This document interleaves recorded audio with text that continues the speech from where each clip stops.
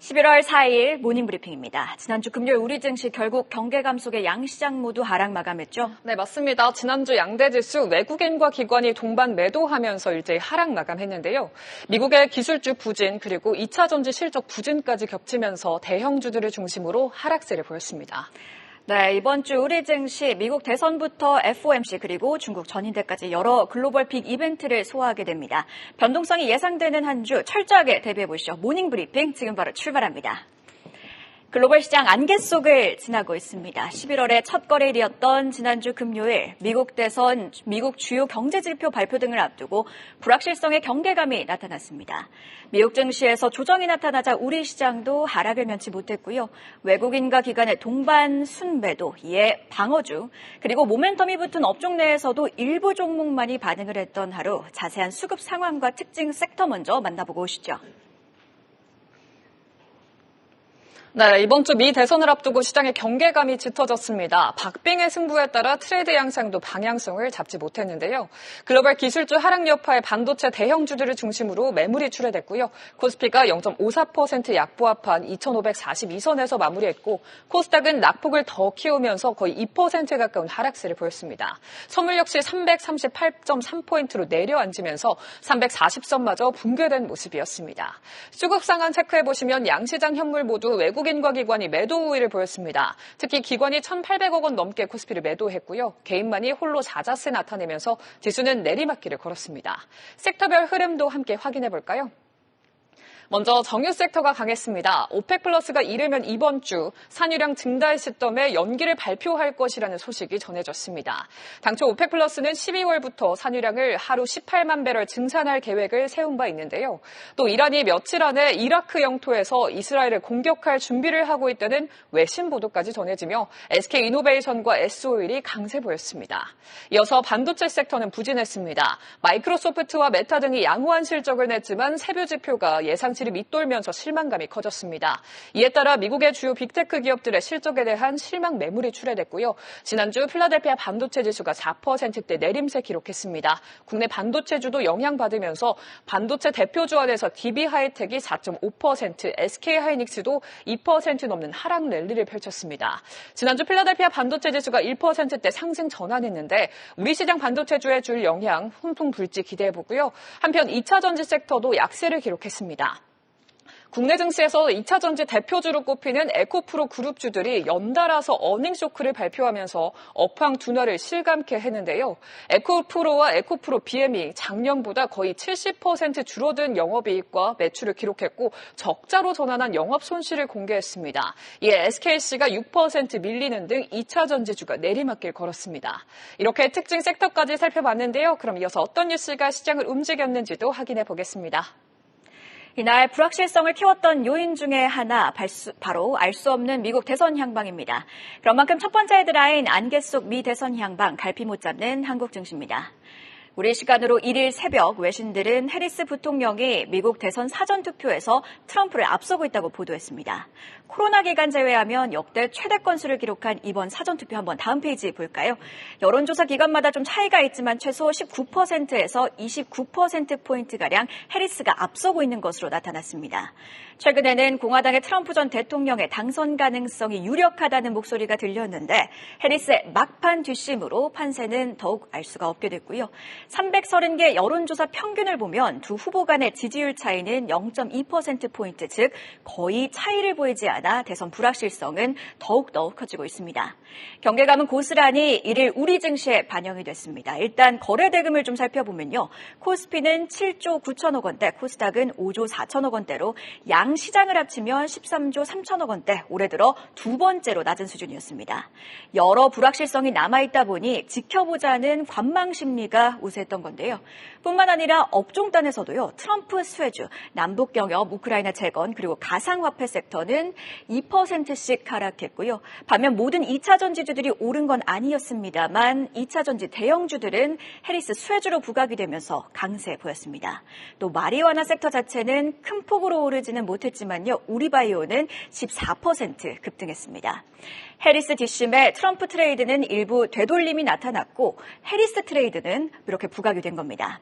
자, 미국 대선 이제 이틀 앞으로 다가왔습니다. 증권가에서는 여기에 미국 FOMC 그리고 중국 전인대까지 예정되어 있어 변동성이 커질 수 있다는 의견이 나오고 있는데요. NH투자증권은 이번 주 코스피 예상 범위를 2,490선에서 2,610선으로 제시했습니다. 변동성이 커진다면 2,500선 아래로 코스피가 내려올 가능성도 있다는 건데요. 또 NH투자증권은 미국 당선자별 대선 수혜주, 중국 경기 부양 관련주 등 정책 이슈와 관련된 개별 업종에 집중할 필요가 있다고도 덧붙였습니다. 다올투자증권 역시 대선과 관련해선 시나리오별 변동성을 언급했는데요.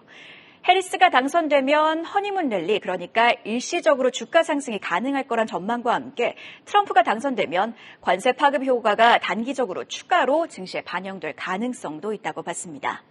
주말 사이 미국 정치 베팅 사이트인 폴리마켓에서 해리스는 트럼프와의 격차를 크게 축소했습니다. 이렇듯 끝날 때까지는 끝난 게 아닌 미국 대선 그 향방에 이번 주 글로벌 시장의 시선이 쏠리고 있습니다. 자, 그럼 지난주 금요일 시장을 움직였던 두 번째 헤드라인도 함께 살펴볼까요? IPO 순환시대 신규 상장주 연이은 급락, 더본코리아는 우리사주 청약 실패입니다. 자, 지난 1일 두 개의 기업이 코스닥 시장에 데뷔했습니다. 차량 부품 및 디스플레이 ODM 기업인 탐런 토탈솔루션 그리고 드론과 로봇 관련 에듀테크 기업인 에이럭스인데요. 두 기업 상장 첫날 급락 마감합니다. 기관 투자자 예상 수요 예측과 일반 투자자 대상 공모주 청약에서도 흥행을 했지만 탐런 토탈솔루션은 23% 하락했고요.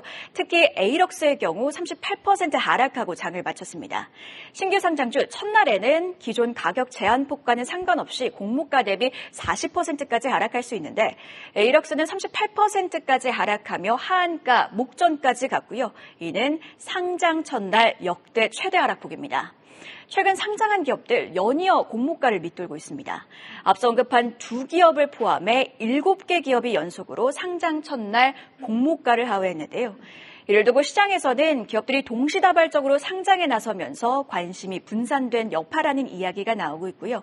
또 IPO 시장 대어로 꼽혔던 K뱅크는 상장 철회를, 토스는 미국 상장을 검토하고 있다는 소식이 공모주 투자 심리를 위축시켰을 가능성도 제기되고 있습니다. 공모주, 그래도 최소 야식값은 번다고 해서 일명 치킨값 투자로 불려왔죠. 그러나 이런 분위기에 공모주 옥석 가리기는 본격화될 거란 전망이 나오고 있습니다. 다음 페이지 보실까요? 특히 이번 주에도 여러 기업들이 동시다발적으로 상장에 나섭니다. 코스닥에서는요, HM파마, 토모큐브, 에어레인 3개사가 상장을 하고요. 특히 코스피에서는 백종원의 더본코리아가 6일 데뷔합니다. 더본코리아 일반 청약에서는 경쟁률 772.8대 1을 기록했지만 직원들을 대상으로 한 우리사주 청약에서는 저조한 성적표를 받았습니다. 우리사주 청약률은 35.4%로 대규모 실권주가 발생을 했는데요. 우리사주로 사들인 주식은 보호예수가 걸려 있어 매도를 하려면 1년을 기다려야 합니다. 즉 저조한 우리사주 청약은 내부 직원들이 1년 후 회사의 성장성에는 물음표를 가지고 있다. 이렇게 풀이를 할 수도 있겠습니다. 정반대 분위기 속 더본코리아는 상장 첫날 어떤 모습을 보일까요? 흥행에 성공하며 부진한 IPO 시장에 활기를 불어넣을 수 있을지 지켜봐야겠습니다. 자, 그럼 오늘 장도 대비해 보시죠. 금요일 장 마감 이후에 나온 공시와 함께 일정도 함께 체크해 볼까요? 지난주 장 마감 이후에 나온 공시도 함께 살펴보시죠. 우선 대한제강은 주가 안정과 주주가치 제고를 목적으로 대신증권과 200억 원 규모의 자기주식 취득 신탁 계약을 체결했습니다. 이 소식에 대한제강의 주가는 시간외 거래에서 상한가를 터치했습니다. 한편 실적 공시를 한 기업들도 있었습니다. 녹십자 MS는 3분기 영업이익이 작년보다 81% 증가한 9억 3,100만 원이라고 공시했습니다. 호실적에 정규장에서 1.21% 하락했던 주가는 정규장에서 이어서 시간외 거래에서 1.8% 강세로 상승 전환했습니다. 이어서 동성화인텍은 4,109억 원 규모의 초저온 본행제를 수주했다고 공시했습니다. H현대중공업과 3,216억 원, HD현대사무와 893억 원의 극초대형 에탄 운반선과 LNG 운반선을 초저온 본행제 단일 판매 공급 계약을 체결한 건데요. 지난해 매출의 무려 77%에 해당하는 대규모 수주 소식에 주가는 시간외 거래에서 6.56% 상승 마감했습니다. 오늘의 주요 일정도 확인해 보시죠. 먼저 정부가 코리아 디스카운트 해소를 위해 만든 코리아 밸류업 ETP, 그러니까 총 5천억 원 규모의 ETF와 ETN이 오늘 출시됩니다. 밸류업 기업들의 수혜가 돌아갈 수 있을지 기대해 보겠습니다. 이어서 오는 11월 4일부터 6일까지 스웨덴 스톡홀름에서 유럽의 최대 규모의 제약바이오 컨퍼런스인 바이오 유럽 2024가 개최됩니다. 국내 바이오 기업들이 유럽 최대의 바이오 파트너링 행사에서 어떤 기회를 모색할지 지켜보고요. 한편 오늘도 실적 발표에 나서는 기업들 있죠. SK이노베이션과 S-오일 등 정유주, 글로벌의 긴축 기조에 부진이 예상되고요. 하지만 NC소프트와 한국타이어앤테크놀로지도 3분기 실적을 공개합니다. 실적에 따른 주가 움직임도 체크해보시죠. 이렇게 공시와 일정까지 확인해봤습니다. 네, 앞서도 강조했듯 대선 전후로 증시 변동성은 불가피한 상황입니다. 종목 장세도 더욱더 심해질 수밖에 없는 상황인데요. 산 넘어 산이지만 그럼에도 최선의 전략 저희와 함께 세워보시죠. 한 발 더 들어가는 투자인사이트 모닝브리핑이었습니다.